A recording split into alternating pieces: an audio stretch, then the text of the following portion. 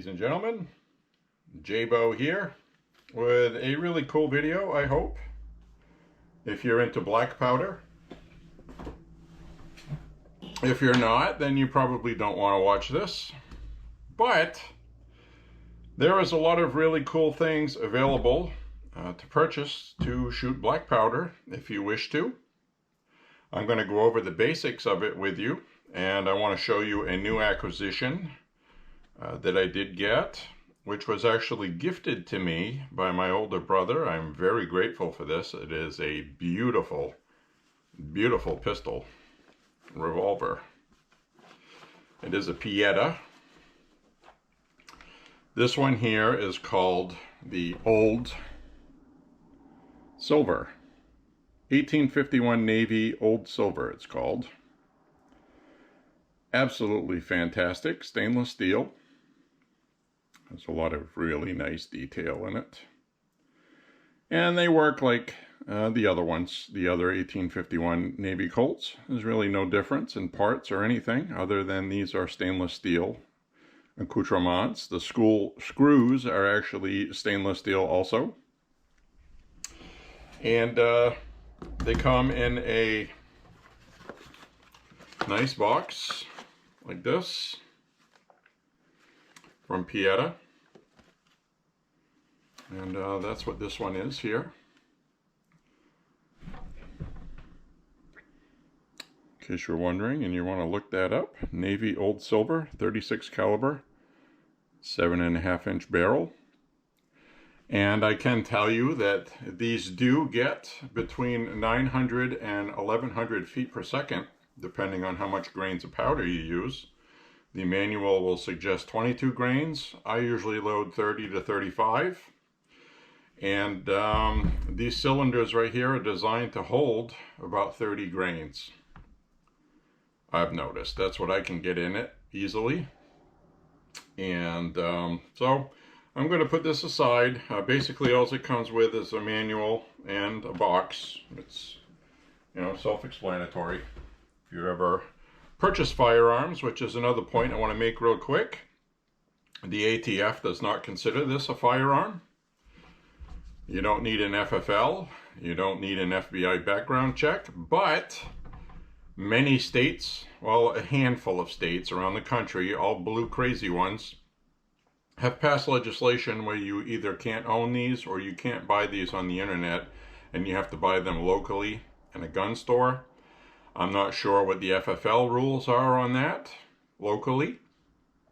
I think if a state makes you do that locally, it's illegal. But I can tell you that if you try to buy a BB gun on Amazon, they will not deliver it to Philadelphia unless you have it delivered to a federal firearms licensed individual. So there are some rules in some places for that. But generally speaking, these are not firearms. You don't need an FFL. You can order these online and they will ship right to your house. And what you're going to need is, first of all, I'll tell you what you should use, but you don't have to. That would be felt wads that are lubricated. And what this mainly does is it helps with compression in the cylinder when you load them. And it also helps because they're lubed that they will keep your barrel from fouling out, because black powder burns dirty. Real black powder burns very dirty. And we also have a synthesized black powder, which is actually very good, which is this Hodgdon Pyrodex muzzle loading propellant. They mark it with a P and it tells you 3FG equivalent. So this is very cool to know because you have 1F, 2F, 3F, and 4F, and they're for different types of firearms. A lot of those reproduction Civil War battles where they're not shooting ammunition, there's powder you can use for that. That's not really good for shooting projectiles. You have 1F, 2F, 3F, you know, because there's one type for shotguns, one type for small cannons or cannonballs, and it's just a more granular grain of powder. You are going to need some lead balls. These right here are 36 caliber, which is .375 inch. And then after you load them in chamber and you bring the arm down to cram them into the chamber, down here, it shaves a ring off and it turns it into basically a 357 is what it would measure. The same as the 357 caliber.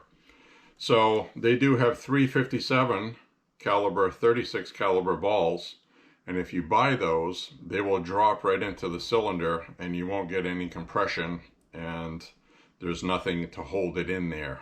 It's exactly the same diameter as this chamber. So you need a bigger size than what you're going to be shooting, I guess is my point. Because you need to put the hammer at half cock, and then you load up your chambers one at a time. You can do this outside if you have a loading thing that holds your cylinder, or you can do it in the firearm, and it goes like that right into the chamber. Now, this is engineered to have the correct amount of powder, a wad or a ball, or just a ball and some powder, and it will only go down so far. And it's engineered that way because everything is measured out ahead of time, so it stops from how far you can push it down, which is pretty important because when you get everything the way you should, that's what you want. And when you cram the lead ball in there, it shaves a ring around the ball because the ball is bigger than the hole. And that's what you want also. You want to have a nice good tight seal so you don't have something called a chain fire. And I can tell you right now, when everybody says, oh, when you have chain fires and you know it's coming through here and you need to seal that with grease, you don't need to seal that with grease. If the ball is the right size, it shaves a ring, it'll seal in there, it's not a problem. What is a problem is on the back side where the caps are. The cap will blow and then it will transfer to the next cap over here, usually, because of the way the face of this is made. And you have kind of a channel here on this side and you don't have a channel here. So the blast will actually shoot around here and fire this cap, which fires this cylinder, which if you can see is lined right up with this wedge. So a lot of times when that happens, the lead ball will smash against this wedge and disintegrate, and it doesn't come backwards towards you, so you don't have to worry about that. I've had it happen a few times, but the risk of a chamber firing off is there, but when you use proper caps that fit on the nipples properly and they're not loose, you shouldn't have a problem. And nipple sizes and a nipple are these things here that you put the percussion caps on. These do come in different sizes and diameters, and percussion caps come in different sizes and diameters. So the ones I like to use is these Remington. And these Remington number 11s is what I like. And it comes in a little tin of 100. And usually, if you can find these individually sold, well, God bless you. But if you can't, you're going to have to buy at least $100 worth before they will ship them to you. And you will have a hazmat charge buying them online. If you live in a blue state, they're probably not going to let that allow to be shipped to you because of explosives regulations. And maybe you may even need to be licensed to buy them if you're one that needs a license from the state to buy ammunition online. Or if they prohibit internet sales, you might not be able to buy them online at all. So again, that's something you're going to have to look into before you get into this, because most local shops will not carry what you need. You may have a diamond in the rough, I don't know, but this may turn into a big headache for you or not. So I love doing these, I enjoy them. So what I wanted to run over is you need the balls, the wads, you need some powder, and you need percussion caps. And you'll need a few accessories. You don't need anything major, but this is a flask which has powder in it. And then you can push this lever, this old-fashioned spring lever, which will open the nozzle inside. Then you put your finger on the end, you tip it upside down, then let go of this, and then you will have a whatever grain charge that you put a nozzle on for. And there are different sizes you can put on here. So if you're shooting 44 Magnum, you'll want one that's bigger, longer, holds more grains. This one I have for 36 caliber. I forget the exact number on here. I think this is 30 grains, because sometimes I'll put a little bit of extra if I have room in the chamber. Once you get used to doing this, you'll see what I mean. But I think this is 30 grains. Could be 25, but I don't think so. I know I shoot at least 30. So anyway, for the disassembly, which is pretty easy, I'll take another one of these to show you that. This right here, by the way, is an 1851 Navy Colt with his cold case hardening, cool case hardening, color case hardening, sorry, and blued. This is one of their lesser expensive models. I think I paid about $350 for this, maybe. And it does the job. This is also very fun to shoot, but this one did not shoot straight right out of the box. It was shooting way high. And you can fix that by cutting this rear sight with a needle file and cutting downward so you can lower your shot.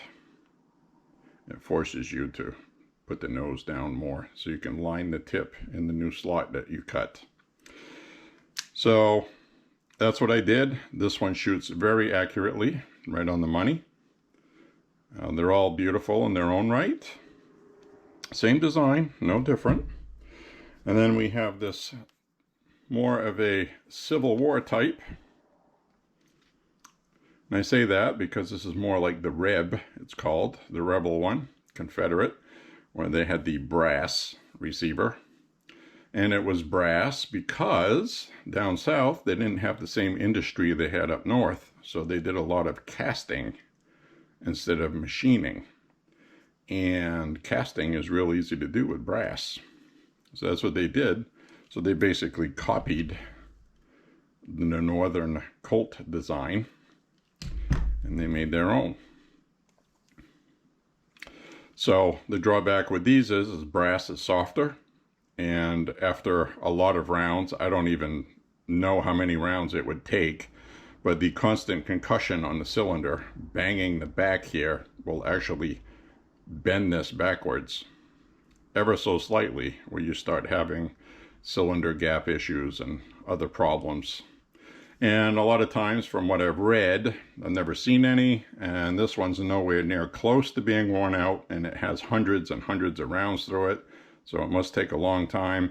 But I have never seen one that what they call a wall hanger, where it's no longer safe to shoot or effective or practical, and you just hang it on the wall and look at it in its beauty. So anyway, how you take it apart is you put it on half cock, and you have to remove this wedge, which a lot of times you'll have to loosen this screw first, but on this one here it has a screw, and I can just take this wedge out without having to do that. And it has a little spring in here, so when you put it through, the lip of that spring catches the frame of the barrel. And then you can just pull this off. So it comes apart, and you have your cylinder with your nipples in it. And pretty simple, basic.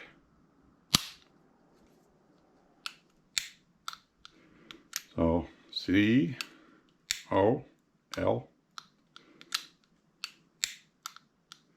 got 1, 2, 3. You don't have the fourth one. Maybe that came later. Then you have the ramrod here for loading the cylinders. You can see how that works.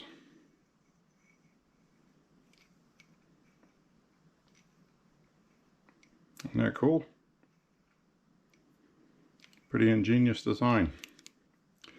This is spring loaded up front here. Little spring. And it hooks in there.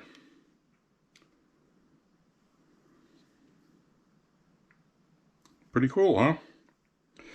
And with the nipples, I would recommend getting a nipple wrench. You're going to need one. And what that does is it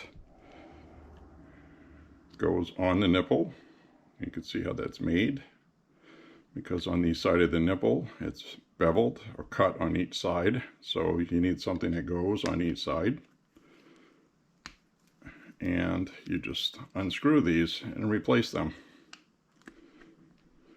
So the reason why I pointed that out is a lot of times you'll have corrosion and those nipples will be difficult to remove. So I would recommend getting a better quality nipple wrench. This here is a cheap one. It's only like $10. And the good thing about it though is you have this thing that screws on the end, that little thing that's like a needle. And that is made in case you're having percussion caps that aren't shooting all the way through. You can use this to clear the blockage out of there, because you got to remember you're putting powder in here, and when that percussion cap goes off, the fire from the cap has to go through and ignite the powder. So a little thing like that is beneficial, which, by the way, I actually used this to fix our snowblower that was clogged up with gunk in the fuel bowl. So I used this to clean that out too, so the snowblower would run. And it worked. And then installed the new ring kit and all that stuff for the carburetor. But anyway, back to this. You're going to want a good nipple wrench, and you're also going to want some kind of thing to help you work on it in the future. I use choke tube lube that you would use for chokes on a shotgun to make it easier to remove, because it's exposed to a lot of heat and also corrosion.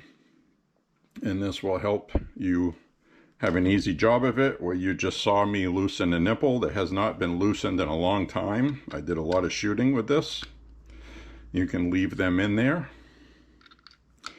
but you know, there's going to come a time where you want to remove them, and I just loosen that up.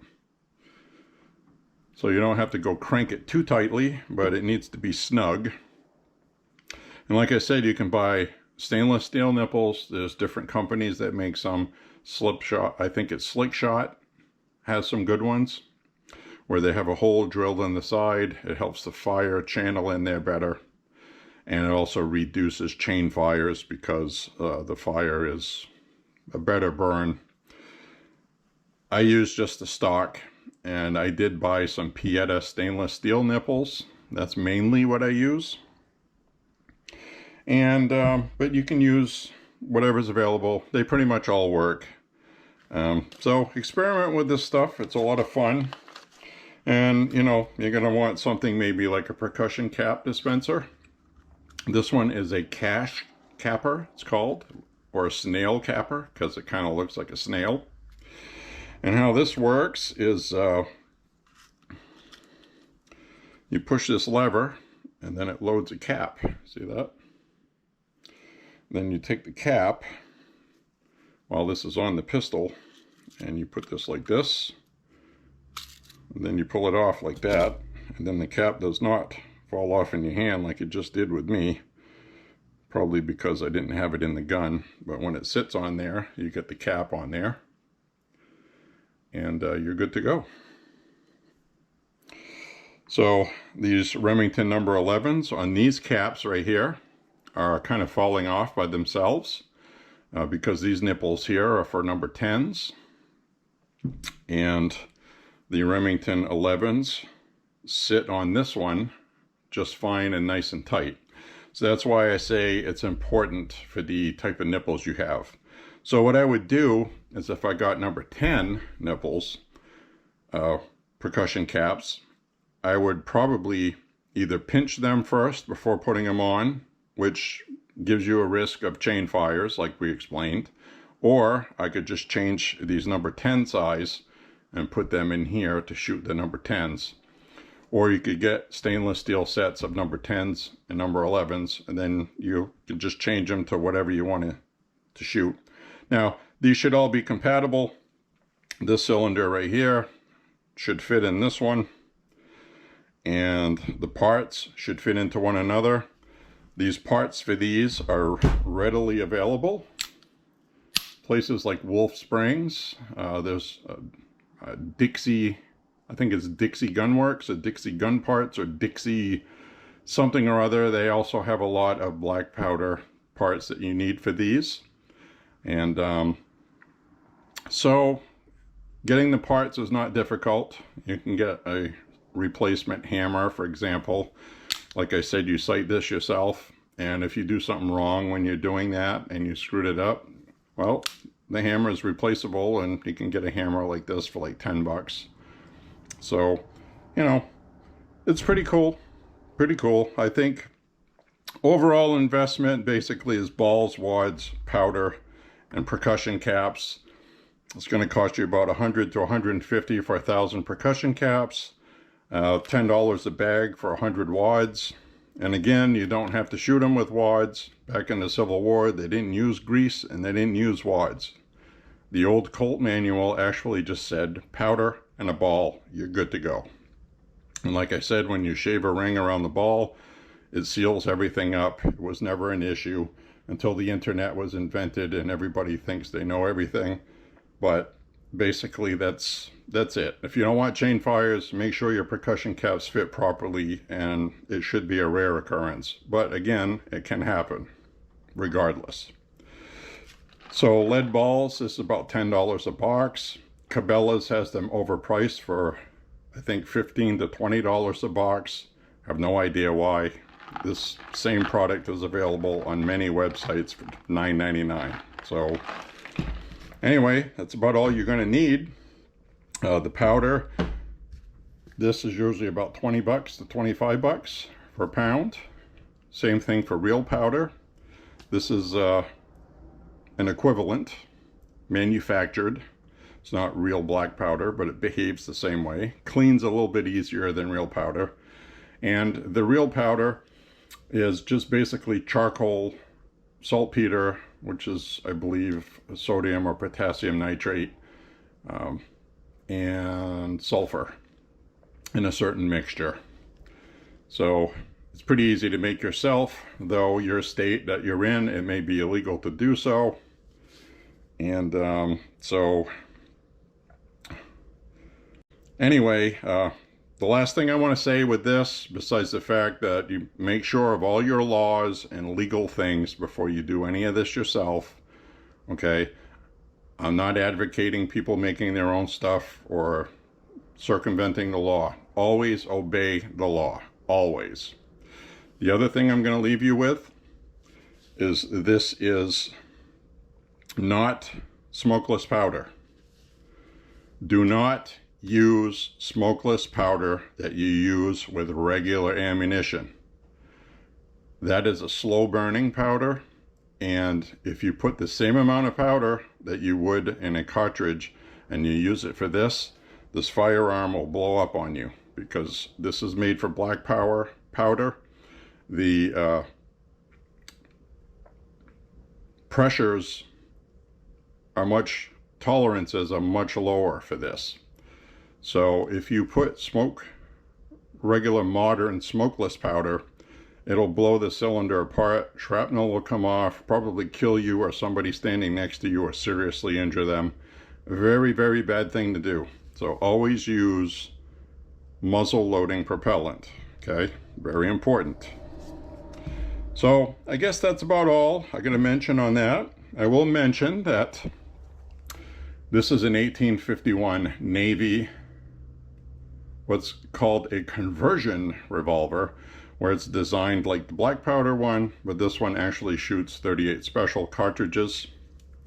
And this was the Man with No Name Cimarron.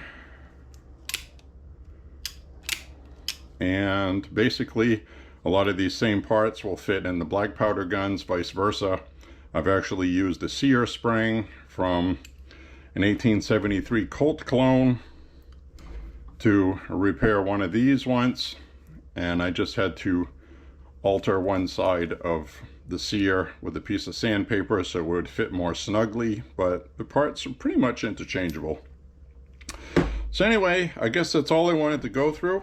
I hope you enjoy that, and if this is something you think you would like, check out my video linked at the bottom. It's a shooting video of this new revolver from this past weekend, yesterday actually. And so check that out, and I hope you enjoy it.